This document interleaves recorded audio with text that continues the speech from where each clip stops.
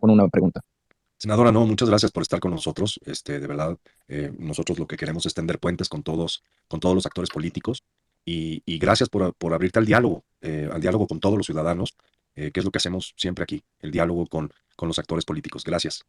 Gracias a ustedes, estoy a sus órdenes. Si me permiten, me gustaría Adelante. comentar sobre lo último que hemos visto en estos últimos días. Ha sido impresionante lo que hemos visto y particularmente me llama la atención porque, bueno, soy sonorense y han sido cuestiones que han ocurrido en mi tierra, en Sonora.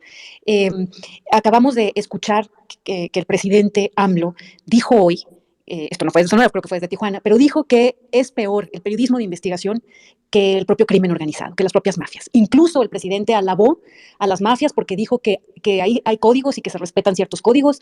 No recuerdo cuáles fueron las palabras literales del presidente, pero fue en ese sentido. Dijo que incluso que antes se respetaban entre las mafias, entre los mafiosos y que no se metían con las familias. Es gravísima esa declaración. ¿Y por qué dice el presidente que son peores los que hacen periodismo de investigación que las mafias? Muy sencillo, porque las mafias lo están apoyando y el periodismo de investigación lo está exhibiendo. Y bueno, esto que declaró es en concordancia con la forma en que se fue contra Carlos Loret de Mola en Sonora hace unos días. Y allá mismo, creo que fueron 3 eventos que hay que resaltar, de lo que se habló ya ampliamente y seguiremos hablando, del ataque a Carlos Loret de Mola y por ende a la libertad de expresión en nuestro país. Pero también dijo en Sonora que le iba a decir al gobernador Durazo que le den a los que toman las casetas, a los que tienen tomadas las casetas en el sur de Sonora, que el gobierno les dé el dinero que sacan de estar extorsionando a los ciudadanos que pasan por ahí. Y me impresionó mucho porque él mismo hablaba de Estado de Derecho y de Estado de Chueco y de leguleyos, etcétera, etcétera. Y él mismo decía que eran cuotas ilegales porque a veces es el mismo crimen organizado el que toma las casetas y no dejan pasar a los ciudadanos a menos que les den dinero. Y bueno, pues va a normalizar que tomen las casetas. Y es más, los va a legitimar dándoles el dinero de nuestros impuestos a estas personas que cometen un delito al evitar el libre tránsito. Y el tercer asunto, que también fue allá en el sur de Sonora, es sobre un distrito de riego que está promoviendo el presidente de la República. Hay personas que se han amparado contra el Estado, contra algunas arbitrariedades, y el presidente dijo que le va a decir a Saldívar, al presidente de la Corte, que deseche esos amparos. Y esa declaración yo creo que debe sentar un precedente y creo que también nos da para que haya un parteaguas en México y que abramos los ojos, porque es estar advirtiendo en público que no respeta la división de poderes, y es más, insinuando que el presidente de la Corte es prácticamente su achichincle al que le va a decir desecha los amparos. Nos deja a los ciudadanos en un absoluto estado de indefensión. Es una ilegalidad por parte del presidente. A mí me gustaría, de hecho, que fuera enjuiciado por esa declaración. No solo, y que yo no creo que sea una cuestión de ignorancia del presidente, es una cuestión de un abuso que es totalmente coherente con el autoritarismo que ha manifestado en los últimos días. Entonces, pues perdón por adelantarme y poner estos temas en la mesa, pero yo creo que son los temas que están hiriendo a las instituciones y están hiriendo a la República y por ende nos dejan en un estado de indefensión. Les dejo el micrófono para que podamos establecer un diálogo. Oh, buenísimo. Estamos recibiendo y recibimos durante la semana muchas preguntas de gente. Quieren saber tu posición respecto de la consulta de revocación de mandato. Nosotros tenemos una posición, pero quieren saber la tuya. Y quieren saber también sobre si va a haber alguna reprimenda a los panistas que votaron en contra de la investigación del hijo de AMLO, José Ramón López Beltrán. Sobre la revocación de mandato, la ley no me deja decir una sola palabra. Y ya sé que a Claudia Sheinbaum, la jefa de gobierno, no le importa y le vale la ley, pero yo, aunque quisiera opinar, yo sí voy a respetar la ley y no puedo emitir ninguna opinión al respecto. No, Y excelente. sobre lo otro, no, desconozco si va a haber una reprimenda. Es más, desconozco qué senadores panistas, según yo, todos los senadores panistas votamos en pro de que se investigue la corrupción de la familia del presidente. No, yo No. desconozco también quiénes son los senadores. A ver, no sé si tú tienes el dato, parece que Daniel ya lo puso. Es que Según yo, más bien hubo ausencias. O sea, la senadora Josefina Vázquez Mota, quien sí asistió a la sesión el día de ayer, se ausentó en la votación. Es una ausencia que yo detecté. Esto sucedió antier. Yo ayer no fui al Senado porque, como les comentaba, estoy en mi casa con un gripón, no sé si es COVID todavía, y no asistí ayer, pero esta sesión trágica y vergonzosa, que ya queda ahí para la historia de México, no vi, no me di cuenta si estaba o no Josefina. Daniel, Senadora, adelante. No, nada más comentarle a la senadora que yo no veo que haya una voz más potente en la tribuna del Senado que la suya, o sea, más crítica, más dura, por supuesto. Hemos visto, y de hecho aquí lo hemos comentado, No ahora porque tú estás, senadora, o cuando hemos tenido a otros integrantes del Senado invitados, pero sí hemos comentado que donde vemos oposición más clara es en el Senado de la República. La Cámara, pues ya sabemos que pues, se parece un mercado y todo el mundo ahí está peleándose, ya ni siquiera se escuchan las voces, ya la ciudadanía no presta tanta atención. En el Senado vemos más claras las posiciones y vemos un poco de más orden. Entonces hemos dicho que, bueno, si vemos algo de oposición legislativa, pues es en el Senado. Y creo yo que una de las voces más potentes, si no es que la más potente, es la tuya. Y celebro que lo hagas desde la oposición, senadora Lili Telles, pero creo que caminaste o sea, tu tránsito de Morena, de ser senadora de Morena al PAN, no ha sido nada fácil. No me puedo imaginar una posición más incómoda que la tuya, porque en todo momento lo primero que atacan es que tú eres senadora gracias a Morena. Y aquí hemos hablado de la inconformidad y de la incomodidad que provoca en la ciudadanía el hecho de que los legisladores cambien de bancada. Y yo en ocasiones les digo que hay que analizar cada caso en específico. Y me gustaría escuchar de ti, senadora, cómo fue este cambio, cómo lo viviste, cómo una senadora decide cambiar de bancada, qué es lo que te movió, para que quienes nos están escuchando en este momento, que son más de 3,000 personas, entiendan un poquito de qué va y cómo en ocasiones los principios, la congruencia y muchas cosas te obligan a irte a la posición que tú crees correcta y sobre todo por el bien del país. Pero eso me gustaría escucharlo de ti, senadora. Claro que sí. Pues en realidad es algo muy sencillo. Yo me di cuenta que Morena y el presidente empezaron a hacer de lo que prometieron todo al revés.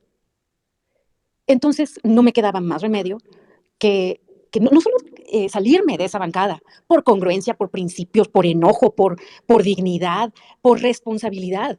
No solo salirme, sino declararles la guerra, tal cual, quemar hasta la última astilla de los barcos, quemar ese puente y abiertamente exhibirlos. Porque cuando a mí me invitaron, me dijeron una serie de cosas que, como les digo, hicieron exactamente al revés. Entonces sí hay en mí una carga de enojo, por supuesto, de indignación, mucha. Y es mi obligación y mi responsabilidad. Fui electa por el voto directo de la gente, por mayoría relativa. Fui primera en fórmula. Déjenme hablar un poco de los antecedentes. Mi entrada aquí a la política es muy reciente. Fue ahí en la campaña, cuando iba a empezar la campaña de López Obrador. Yo soy una mujer de 54 años. Y un día me llamó a mi celular el propio López Obrador. Yo he comentado que varias veces que no, al principio no creía que fuera él. Pensé que era una broma y que alguien lo estaba imitando porque pues tiene una forma muy particular de hablar. Pero pues ya después pensé que quien lo estuviera imitando era realmente un genio y por algunas cuestiones que le pregunté me di cuenta que sí era él. Y entonces así fue como me invitaron a pelear un escaño del Senado por Sonora, a pelearlo. No me regalaron nada. Cuando dicen que yo le debo algo, es al revés. Es a mí el que me debe el presidente, porque me dio una palabra que no cumplió en lo más mínimo, al contrario, actuó en forma distinta. Ahora, yo no, en aquel momento, cuando me invitó, creo que era septiembre del 2017, pues yo dije que no. Y en lo sucesivo, seguí diciendo, negándome. Me invitaban porque Morena tenía que invitar a alguien de la sociedad civil a un cargo. Perdón, a una candidatura, porque pues estaba por verse si se ganaba. A toro pasado es muy fácil decir, bueno, es que estaba ganado, es que era un hecho, estaba muy fácil. Eso se ve desde ahorita, pero en aquel momento en Sonora se tenían tantas dudas que a mí me insistieron de septiembre a diciembre como representante de la sociedad civil, como una persona que nunca había estado en la política, y finalmente acepté porque dije, bueno, pues voy a ver si se puede participar en la democracia, y yo también estaba harta de la corrupción, etcétera, etcétera. Me costó trabajo tomar esa decisión porque sabía que había que pagar un precio alto, pero bueno, adelante, a pelear por el país. Y así fue como entré. En las pláticas que tuvimos de septiembre a diciembre, yo hice muchos planteamientos al presidente y a su gente sobre las posturas que tenían. Y bueno, pues no tiene nada que ver con lo que empezaron a hacer en cuanto llegaron al poder y no tiene nada que ver con lo que están haciendo ahorita.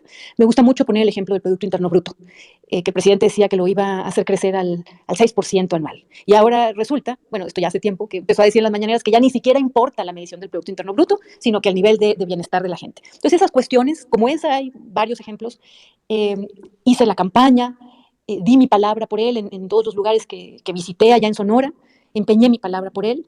Entonces, con mayor razón, por responsabilidad, tengo que señalar que pues no está cumpliendo y que nos está aplicando todo en un sentido que era el que no queríamos para México. Cuando entramos al Senado, a la legislatura, ahí conocí a los senadores de Morena. Claro que conocí a algunos que ya eran políticos destacados de hacía mucho tiempo, políticos famosos de hacía tiempo, como Monreal, por ejemplo. Pero la mayoría eran bastante desconocidos. eran personas que llegaron efectivamente solo por el nombre de López Obrador. Yo recuerdo que en la campaña al Senado estaba yo pues como un ciudadano tal cual, ¿no? Pensé, bueno, ¿cuál es el mensaje que voy a dar? Que era básicamente pues ayudar a que este país salga de la pobreza, de la corrupción, ayudar a que exista un verdadero Estado de Derecho y contra la inseguridad, por supuesto. Y recuerdo que cuando pregunté cuáles iban a ser mis tiempos en radio y televisión, pues me dijeron que no, que nada de nada, porque todo lo que me correspondía como candidata era para el presidente López Obrador, toditito. Entonces, por eso el presidente, claro, también esto ahora después lo fui comprendiendo en una forma más completa. Por eso veíamos spots en los que el presidente decía, voten todo Morena y voten por todos los que yo llevo, porque pues no dejaba que los candidatos tuvieran una personalidad propia y él se adueñaba de todos los espacios. Ahora, a mí no me hacía tanta falta como a los otros candidatos, porque yo tenía 50 años y tenía una carrera pública que había empezado a los 17 años en Sonora y que después pues, me fui a nivel nacional. Y yo soy periodista, entonces manejaba toda mi propia comunicación a través de mis redes. Pero eso después me llamó mucho la atención, cómo el presidente pues tomó todo lo de todos para él y nada más decía, sí, voten todo Morena y voten por todos los candidatos. Por eso pues ahora eh, la mayoría de los legisladores de Morena, tanto diputados como senadores, pues le deben todo al presidente y no cumplen su responsabilidad más que estar agachados y a las órdenes del presidente de la República. Así bueno, llegué al Senado y pronto empecé a ver que las cosas estaban mal. Desde la primera reunión que tuvimos. Yo recuerdo que pasó mi esposo por mí al Senado aquel día y le dije a mi esposo, esto está mal. Bueno, el tiempo que estuve en esa bancada yo me sentía muy enojada y les dije todo en las reuniones previas, yo se los dije de frente, en varios temas. Por ejemplo, en el tema de la marihuana. Estaban preocupadísimos y desesperados por empezar a repartir las licencias para lo de la marihuana. Y yo les decía, pero es que necesitamos ver lo de la salud, lo de la inseguridad, lo de la educación, el trabajo. Ah, no, el tema era la marihuana. Y así hubo muchos temas en los que tuvimos algo más que encontronazos, fueron pleitos, fueron problemas muy serios. Y lo que les dije en privado es mucho mayor que lo que he dicho en público. Total que yo, cuando vi que el presidente saludó a la mamá del Chapo, yo pensé, esto ya es simplemente injustificable y yo no podía seguir ahí, así que me salí de la bancada, tomé yo sola la decisión, se la dije a mi esposo, a mi hijo, y a vi para adelante y a quemar las naves completamente. Unas semanas después me pasé me quedé en la bancada del PAN.